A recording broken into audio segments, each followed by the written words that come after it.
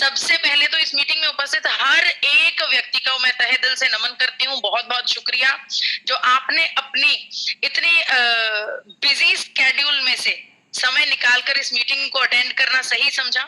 मैं आप सबका तहे दिल से शुक्रिया अदा करती हूँ इस सीरीज को बुक करवाने के लिए। ये सीरीज एपी ऑर्गेनिक्स और आरसीएम परिवार की तरफ से एक गहन चिंतन के बाद बनाई गई, प्लान की गई सिस्टमैटिक तरीके से 8 मीटिंग्स का एक सेक्शन है, एक सीरीज है। ये 8 मीटिंग्स में मैं आपको लगातार 8 दिनों में, या फिर ये दिन आपके अकॉर्डिंग भी हो सकते हैं, लगातार 8 मीटिंग्स में मैं आपको अलग अलग बात, अलग अलग नॉलेज दूंगी। इन नॉलेज को अगर आप अच्छे से सुनेंगे और समझेंगे, पेपर पेन अपने पास रखेंगे, तो मैं आपसे वादा करती हूँ आज जितनी नॉलेज आपके अंदर गामा ओरिजिनॉल के लिए है, या आज जितनी नॉलेज आपके अंदर किसी भी हेल्थ टर्म्स के बारे में है, उससे दोगुनी नॉलेज हो जाएगी। आपको ऐसी नॉलेज मैं सिंपल शब्दों में बताऊंगी 8 दिनों में, धीरे धीरे करके, ताकि आप सब कुछ बहुत अच्छे से समझ पाए। और मैं आपसे वादा करती हूँ कि आप इन चर्चाओं को सुनने के बाद वाकई में किसी से भी गामा ओरिजिनॉल की चर्चा करने से पहले घबराएंगे नहीं।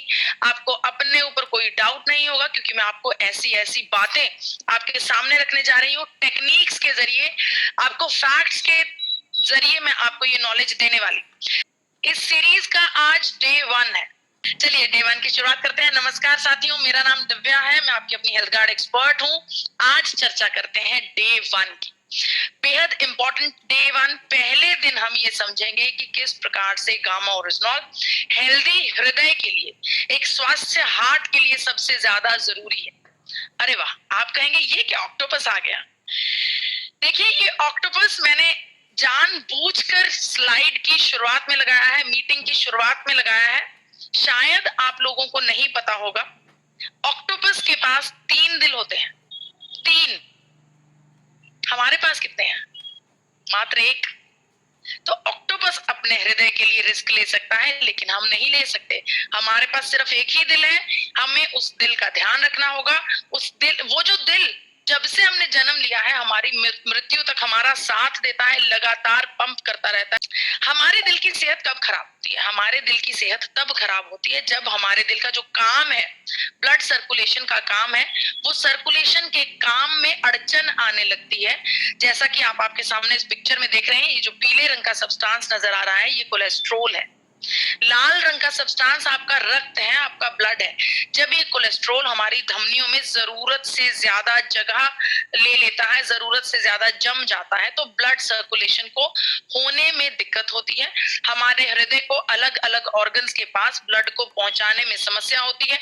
उसको और जोर से पंप करना पड़ता है, लगातार वो स्ट्रेस में पंपिंग करता है, ताकि हमारे सभी ऑर्गन्स, हमारा पूरा शरीर सही तरीके से चलता रहे। लेकिन जब ये स्ट्रेस भरी एक्टिविटी करते करते करते हमारे हृदय को महीनों बीत जाते हैं, तो एक दिन ऐसा आता है हमारा हृदय थक जाता है, हमारा हृदय उसे हैंडल नहीं कर पाता। और यही वो एक भयानक दौर होता है जब एक इंसान को हार्ट स्ट्रोक या हार्ट अटैक का सामना करना पड़ता है। जी हाँ, मैं आपको बताना चाहती हूँ कि जो कोलेस्ट्रॉल का जमाव है, वो हमारे जीवन में बचपन से होने लगता है। देखिए, जब हमारा जन्म होता है, भगवान जी हमारी आर्टरीज, हमारे शरीर को अंदर से बिल्कुल साफ सुथरा बनाकर भेजते हैं। लेकिन हम हमारे खाने पीने की आदतों की वजह से, या फिर हमारे आसपास मिलने वाली अशुद्ध चीजों की वजह से, हमारे आर्टरीज में, हमारी धमनियों में कोलेस्ट्रॉल का जमाव होना शुरू हो जाता है। बचपन से जमाव होने लगता है, जो कि 40 के पार जाके हमें दिक्कत देता है। जी हाँ, ये देखिए आपके सामने मैं पिक्चर के द्वारा समझा रही हूँ। ये आर्टरी बिल्कुल क्लियर है, जिसमें बिल्कुल लो रिस्क है हाई कोलेस्ट्रॉल का। ये आर्टरीज में भी कोलेस्ट्रॉल का जमाव है दूसरे नंबर वाली में, लेकिन ये नॉर्मल है। इतना सा जमाव हमारा हृदय हैंडल कर सकता है। जो तीसरे नंबर वाली ये फोटोग्राफ है, इसमें कोलेस्ट्रॉल थोड़ा ज्यादा है, यानी कि ये रिस्क फैक्टर में जा रहा है। ये जमाव अगर यहाँ पर कंट्रोल ना किया गया, इसको यहाँ से नीचे ना लाया गया, तो ये हमारे हृदय के लिए हानिकारक हो सकता है, हमारे हृदय की सेहत को खराब कर सकता है और हाई रिस्क ऑफ कोलेस्ट्रॉल तक पहुंच सकता है। बिल्कुल क्लियर पिक्चर्स में मैंने आपको बताया। दूसरी बात मैं आपको बताना चाहती हूँ कि भारत सरकार द्वारा किए गए इस सर्वे में ये बात पता चली कि 80% भारतीयों का लिपिड प्रोफाइल बिगड़ा हुआ है और 72% भारतीयों का कोलेस्ट्रॉल लेवल बिगड़ा हुआ है। देखिए, ये जो भारत सरकार ने सर्वे करवाया है, ये सर्वे अलग अलग राज्यों में रैंडम लोगों के सैंपल लेकर किया गया है। तो यानी कि ये वाकई में पूरे देश की तस्वीर है। 80% भारतीयों का लिपिड प्रोफाइल बिगड़ा हुआ है। यहाँ पर ध्यान देना जरूरी है, क्योंकि अगर इस समस्या को हमने अभी कंट्रोल ना किया तो ये भारत की दूसरी महामारी बन सकती है। दूसरी बड़ी बीमारी डायबिटीज के बाद बन सकती है। हार्ट अटैक्स की वजह से हमारे देश में अनेकों करोड़ों लोग हार्ट अटैक्स की वजह से अपनी कीमती जिंदगियों को खो देते हैं। मैं आपको बता रही थी कि कोलेस्ट्रॉल का जमाव बचपन से होना शुरू हो जाता है। यहाँ पर आपको एक बात बताना चाहती हूँ कि अमेरिका जैसे बड़े देशों में 9 वर्ष पर हर एक बच्चे के शरीर में कोलेस्ट्रॉल का जमाव देखा जाता है, क्योंकि शरीर में कोलेस्ट्रॉल के जमाव की जांच की जाती है कि कहीं वो जमाव जरूरत से ज्यादा तो नहीं बढ़ गया है, कहीं वो बच्चा हाई कोलेस्ट्रॉल के रिस्क में तो नहीं आ जाएगा आने वाले कुछ सालों में। यहां तक कि अमेरिका में जिन परिवारों में हार्ट अटैक्स की हेरिडिटरी समस्या होती है, जिस प्रकार से हम कह देते हैं कि डायबिटीज पुश्तों से चलती आ रही है, उसी प्रकार से हार्ट अटैक्स भी हेरिडिटरी चलते हैं। तो जिन परिवारों में हार्ट अटैक्स की समस्या शुरू से चलती आ रही है, उन परिवारों में बच्चों की जो जांच है वो मात्र 1 वर्ष से शुरू कर देते हैं, कोलेस्ट्रॉल की जांच। यानी कि यहाँ पर मेरा ये चर्चा करने का एक मकसद यही है कि मैं ये रिक्वेस्ट करती हूँ कि हमारे भारत में भी, हालांकि 40-45 के पार भी कोई भी व्यक्ति अपना कोलेस्ट्रॉल का जांच नहीं करवाता, क्योंकि शायद वो सच्चाई का सामना करने से डरते हैं, शायद वो एक नई चिंता पालना नहीं चाहते। लेकिन यहाँ पर उनको बताना बेहद जरूरी है कि ये नई चिंता पालना नहीं है, ये समस्या का सामना करना है। अगर आपको पता होगा कि आपके शरीर में कोई समस्या है, तभी आप उसका हल करेंगे, नहीं तो उसका हल भी नहीं कर पाएंगे। तो मेरा यहाँ पर ये आग्रह है कि भारत में कम से कम 18 वर्ष की उम्र पर पहला कोलेस्ट्रॉल का चेक जो टेस्ट है वो निर्धारित कर दिया जाना चाहिए, वो जरूरी कर दिया जाना चाहिए। जी हाँ, लिपिड प्रोफाइल की जांच बेहद जरूरी कर दी जानी चाहिए। लिपिड प्रोफाइल की जांच करने से हमें हमारे हृदय की सही स्थिति का पता चलता है। देखिए, इसकी जांच में भी आगे सेक्शंस हैं। हमारे शरीर में 2 प्रकार के कोलेस्ट्रॉल्स होते हैं, आपको नोट करना होगा। 2 प्रकार के कोलेस्ट्रॉल्स होते हैं, एचडीएल, एलडीएल, वीएलडीएल। एचडीएल हुआ अच्छा कोलेस्ट्रॉल, एलडीएल, वीएलडीएल हुए बुरे कोलेस्ट्रॉल। अच्छा और बुरा, एचडीएल हुआ अच्छा कोलेस्ट्रॉल, एलडीएल और वीएलडीएल हुए बुरे कोलेस्ट्रॉल। देखिए, ये जो कोलेस्ट्रॉल्स हैं ये हमारे शरीर में एक निर्धारित दायरे के बीच में होने चाहिए, एक निर्धारित नंबर के बीच में होने चाहिए। देखिए, अगर हम यहाँ मैं आपको बताना चाहती हूँ कि जो हम लिपिड प्रोफाइल की जांच करवाते हैं, उस जांच में ये पता चलता है कि हमारे जो एचडीएल, एलडीएल, वीएलडीएल हैं वो किस नंबर पर होने जरूरी है। यानी कि अगर हमारे शरीर में जो हमारा लिपिड प्रोफाइल की रिपोर्ट है वो हमारे सामने पड़ी है और वहां पर लिखा है कि एचडीएल जो है वो 50 mg से ऊपर है, 50 mg प्रति डेसीलीटर से ऊपर है, तो हमारे शरीर में हार्ट डिजीज का कोई रिस्क नहीं है। लेकिन अगर ये 40 mg से नीचे आ गया, आप ये नोट कर सकते हैं कि एचडीएल 40 mg से नीचे नहीं होना चाहिए, 50 से ऊपर होना चाहिए। जी हाँ, ये अच्छे कोलेस्ट्रॉल की मात्रा है। अब बात करते हैं बुरे कोलेस्ट्रॉल की, दैट इज एलडीएल। एलडीएल का भी हमारे शरीर में जब हमारा एलडीएल 100 mg प्रति डेसीलीटर से नीचे रहता है, तब हमारे शरीर में हार्ट डिजीज की समस्या जो है, जो रिस्क फैक्टर है, वो कम रहता है। लेकिन जैसे ही एलडीएल 100 mg से ऊपर हो गया तो हमारे शरीर में हार्ट डिजीज की समस्या जो है, जो उसका रिस्क फैक्टर है, वो बढ़ जाता है। अब बात करते हैं वीएलडीएल की। वीएलडीएल, जब हमारी टेस्ट में वीएलडीएल 35 mg से नीचे रहता है, तब हमारी हार्ट डिजीज का रिस्क फैक्टर नहीं होता। हम बहुत कम पॉसिबिलिटी होती है कि हमारे शरीर में हार्ट डिजीज की संभावनाएं हो। लेकिन जैसे ही वीएलडीएल, मैं आपको ये बताना चाहती हूँ, ये वेरी बैड कोलेस्ट्रॉल है। इस वी से आपको याद रखना है, एलडीएल मतलब बैड कोलेस्ट्रॉल, वीएलडीएल का मतलब वेरी बैड कोलेस्ट्रॉल। इसको अगर ये आपका VLDL 35 mg से ऊपर जाता है तो अगेन आपके शरीर में हार्ट डिजीज की संभावनाएं बहुत ज्यादा बढ़ जाती है। अब आ गए ट्राइग्लिसराइड्स। ट्राइग्लिसराइड्स आप समझ लीजिए कि very very very bad cholesterol है। इनका तो हमारे शरीर में अंडर कंट्रोल होना बेहद जरूरी है। देखिए, आपको बताना चाहती हूँ कि ट्राइग्लिसराइड 150 mg से नीचे नीचे होने चाहिए हमारे शरीर में। जैसे ही ये 150 mg प्रति डेसीलीटर को क्रॉस करते हैं, ये सबसे ज्यादा हमारे हृदय की स्वास्थ्य के ऊपर अटैक करते हैं। ट्राइग्लिसराइड्स को कंट्रोल में रखना बेहद ज्यादा जरूरी है। तो मेरा ये मानना है कि आप समझ गए हैं दो प्रकार के cholesterol, good cholesterol, bad, HDL, LDL, VLDL और ट्राइग्लिसराइड, राइट। देखिए, ये आपको एक सही अमाउंट बता दी गई है कि बिल्कुल एक्यूरेट नॉर्मल अमाउंट HDL की 50 mg से ज्यादा, LDL की 100 mg से कम, VLDL की 35 mg से कम और ट्राइग्लिसराइड 150 mg से कम। ऐसा आपका लिपिड प्रोफाइल की जांच रिपोर्ट होनी चाहिए।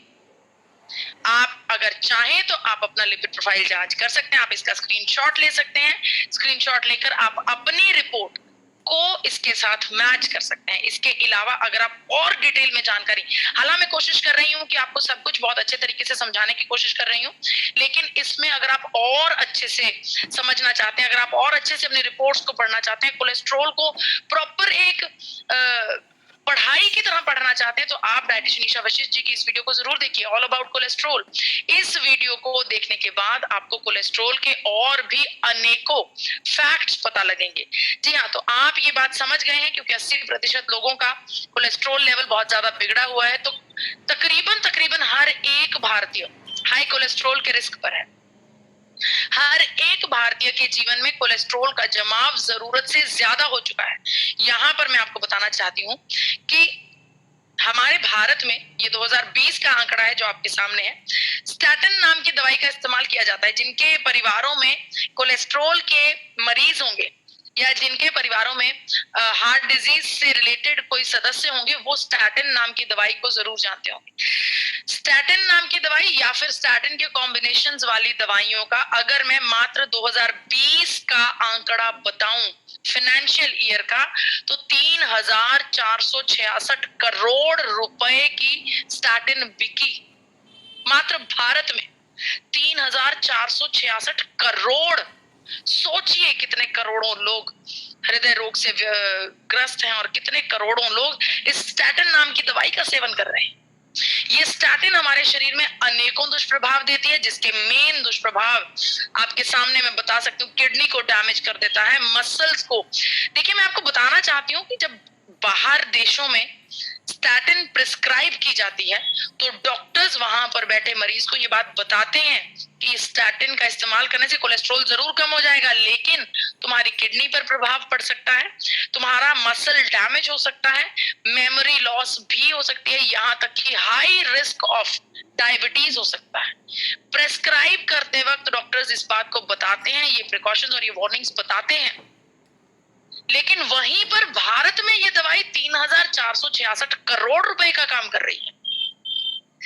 देखिए, कोलेस्ट्रॉल को ठीक करने के लिए बहुत से लोग अलग अलग घरेलू नुस्खे भी करते हैं। हमने भी सुना है, आपने भी सुना होगा, मेथी दाने का पानी पी लीजिए, अदरक खा लीजिए। कुछ लोग कैप्सूल की तरह सुबह लहसुन खाते हैं या तुलसी के पत्ते, हल्दी का उपयोग बिल्कुल करते हैं। बिल्कुल हमने भी इस बारे में सुना है, लेकिन विडंबना यहाँ पर यह है कि इन चीजों को इस्तेमाल करने का कोई नुकसान नहीं है, लेकिन कोई रिसर्च, कोई पुख्ता सबूत, कोई फैक्ट, कोई ऐसी टेस्टिमोनी हमारे हाथ में नहीं है जिनसे ये बात साबित हो जाए कि भाई मेथी दाने का पानी पीने से वाकई में मेरा कोलेस्ट्रॉल, मैंने 2 महीने पिया और मेरा इतना कोलेस्ट्रॉल था और इतना हो गया। ऐसा कोई पुख्ता सबूत, कोई रिसर्च हमारे हाथ में नहीं है। तो हो सकता है कि स्टार्टिंग लेवल का कोलेस्ट्रॉल इंक्रीज हो सकता है, इससे मैनेज हो जाए, लेकिन कोई रिपोर्ट नहीं है, तो हम इसको एक तरह से रेकमेंड नहीं कर पाएंगे। वहीं पर गामा ओरिजिनॉल के इस्तेमाल करने से हमारे शरीर में कोलेस्ट्रॉल लेवल्स शर्तिया तौर पर कंट्रोल होते हैं।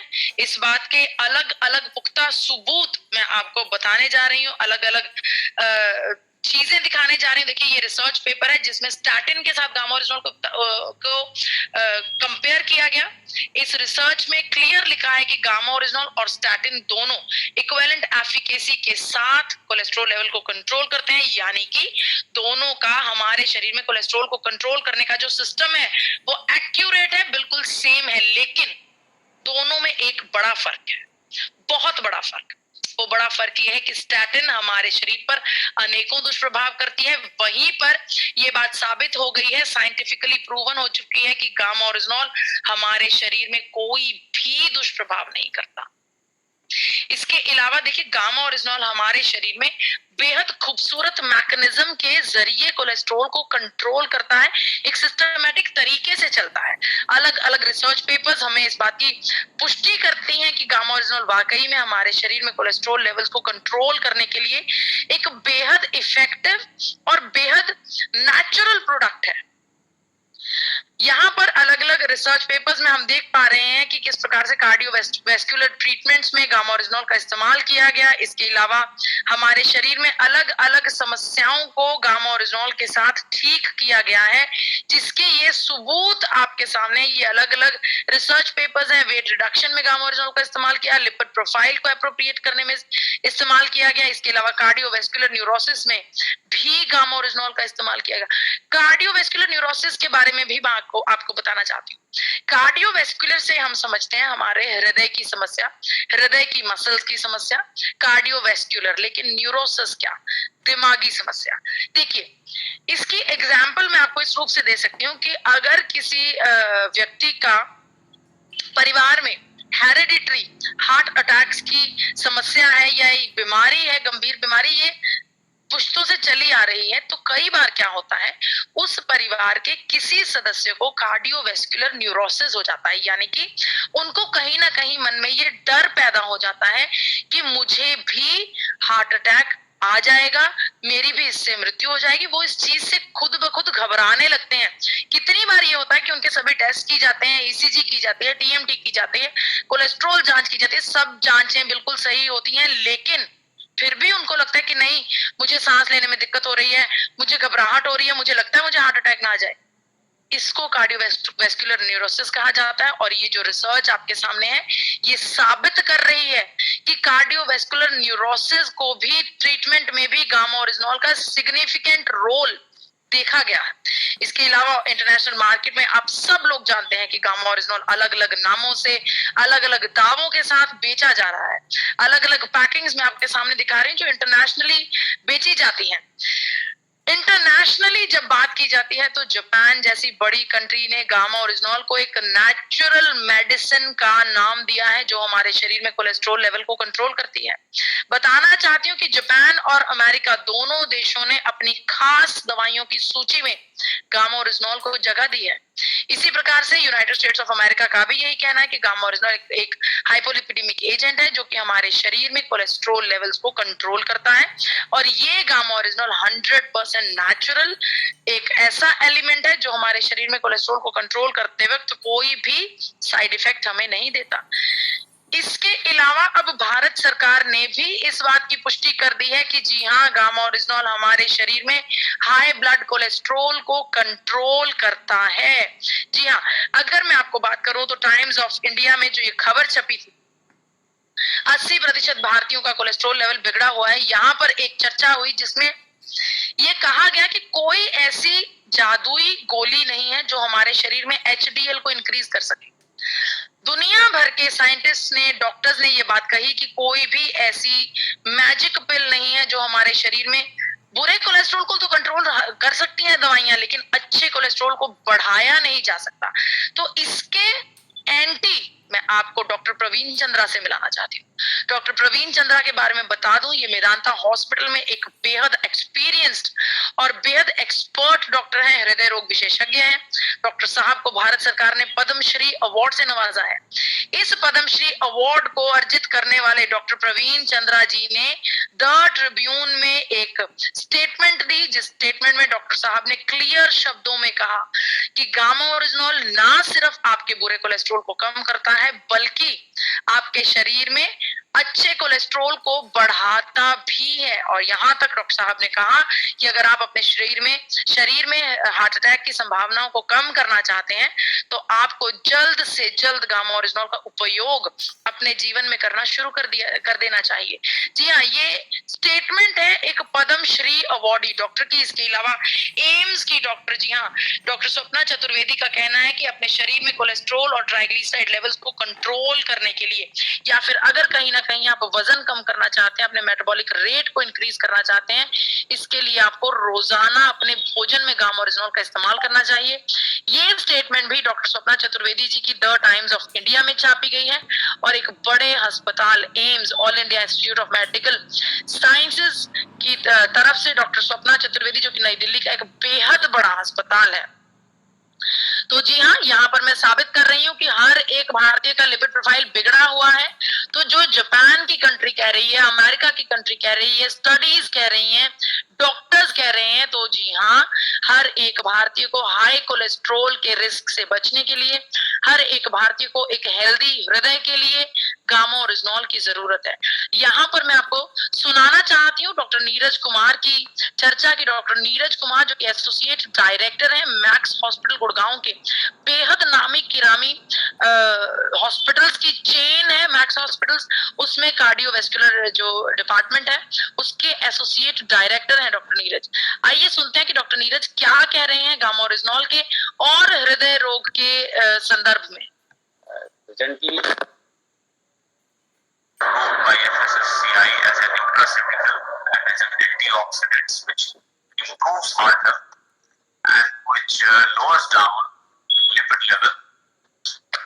जी, तो आपने सुना कि डॉक्टर साहब ने कहा तरफ से गामा ओरिजिनॉल को अप्रूवल मिला है और ये बात देखी गई है कि ये हमारे शरीर में कोलेस्ट्रॉल को लोअर डाउन करता है। इसके अलावा भारत सरकार ने भी गामा ओरिजिनॉल को न्यूट्रास्यूटिकल का दर्जा दिया है, यानी कि हर एक व्यक्ति जो 18 वर्ष से ऊपर की उम्र का है वो गामा ओरिजिनॉल का सेवन बिना किसी डॉक्टर की प्रिस्क्रिप्शन के लगातार सारी जिंदगी कर सकते हैं। गामा ओरिजिनॉल के 2 कैप्सूल्स प्रतिदिन आपको 300 mg की एक्यूरेट डोजेज देते हैं। यहाँ पर कुछ हैप्पी कस्टमर्स की आपको फोटोग्राफ दिखा रही हूँ जिनको गामा ओरिजिनॉल का इस्तेमाल करने से कोलेस्ट्रॉल में राहत मिली है। ये डॉक्टर चंद्र कुमार है, डॉक्टर चंद्र किशोर कुमार, जो खुद एक डॉक्टर हैं और इनका कोलेस्ट्रॉल, वर्षों पुराना कोलेस्ट्रॉल गामा ओरिजिनॉल ने ठीक किया। यहाँ पर डॉक्टर सुरेंद्र चाबड़ा जी, जिनका 13 साल से कोलेस्ट्रॉल की परेशानी को राहत मिली है। तो मेरा आप सबसे आग्रह है कि आप सब लोग गामा ओरिजिनॉल को अपनी डाइट का हिस्सा बनाएं, अपने भोजन का हिस्सा बनाएं। सिर्फ खुद ही नहीं, अपने आसपास आपकी सोशल सोसाइटी, हर एक साथी को गामा ओरिजिनॉल के उपयोग के बारे में बताएं।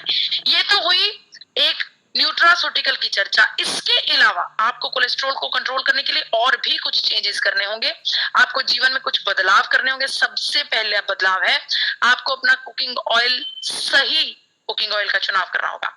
देखिए, सही कुकिंग ऑयल का चुनाव करने के लिए आपको ये देखना है कि आपका कुकिंग ऑयल फिजिकली रिफाइंड होना चाहिए।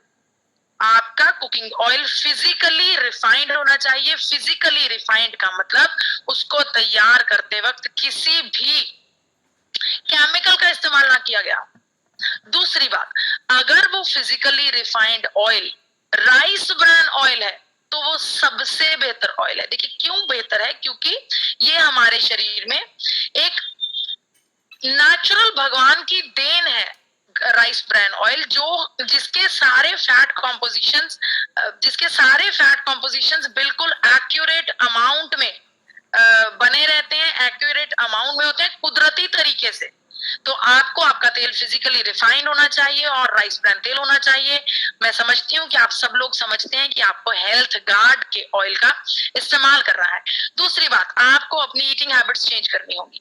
आपको अपने भोजन के तरीकों में कुछ बदलाव करने होंगे। आपको ऐसे तत्वों का सेवन करना होगा जो कि फाइबर रिच होंगे, हरी सब्जियों का, बीन्स का, दालों का, इसके अलावा कच्ची सब्जियां और फ्रूट्स और अनाज वो इस्तेमाल करना है जिसको हम साबुत खा सकें, जिसको छिलके के साथ खा सकें, होल ग्रेन अनाज का इस्तेमाल करना है।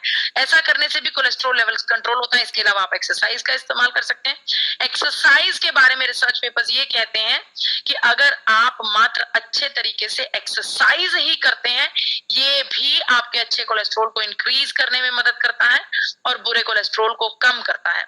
चौथी आदत है गामा ओरिजिनॉल का इस्तेमाल करना। जी हाँ, गामा ओरिजिनॉल आपको मैं बता चुकी कि ये बात साबित हो चुकी है कि दुनिया के इंटरनेशनल देश, इंटरनेशनल कंट्रीज भी गामा ओरिजिनॉल को एक नेचुरल एलिमेंट मानते हैं आपके शरीर में कोलेस्ट्रॉल को कंट्रोल करने के लिए।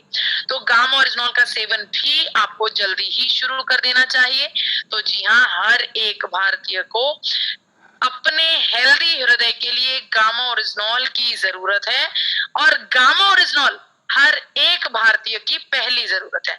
अगर आपको आज की चर्चा अच्छी लगी तो आपको इस चर्चा में सम्मिलित, ये जो सारी चर्चा है, इस चर्चा को एक किताब में सम्मिलित किया गया है। किताब आपके सामने है, जो कि डायटिशियन ईशा वशिष्ठ जी की किताब है। इस किताब को बेहतरीन शानदार तरीके से बनाया गया है। इसकी पेपर क्वालिटी, इसमें शब्दावली, जगह जगह पर स्कैन कोड्स दिए गए हैं, जिनके ऊपर स्कैन करने से आपके मोबाइल में वो जो खबर है, चाहे वो डॉक्टर की स्टेटमेंट हो, चाहे कोई रिपोर्ट हो, चाहे कोई टेस्टिमोनियल हो, वो खबर, वो जो एलिमेंट, वो सब्सटेंस है, वो डायरेक्टली आपके फोन में लोड हो जाएगा और आप उसको अपने क्लाइंट्स को, अपने फ्रेंड्स को दिखा सकते हैं। तो इस किताब को अपनी टूल किट का हिस्सा बनाइए। अपने सपने और अपने कारोबार को दोगुनी गति से आप चलाइए। अगर आपको इस किताब की रिक्वायरमेंट है, हालांकि पूरे आरसीएम परिवार को रोजाना हजारों की तादाद में ये किताबें भेजी जा रही हैं।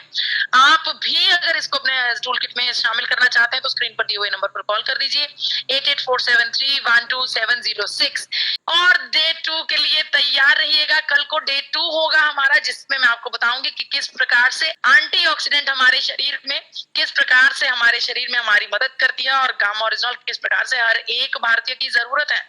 तो चलिए, इसी के साथ मैं अपनी वाणी को विराम देती हूँ। मुझे इतने इत्मीनान से सुनने का बहुत बहुत शुक्रिया, धन्यवाद। Thank you.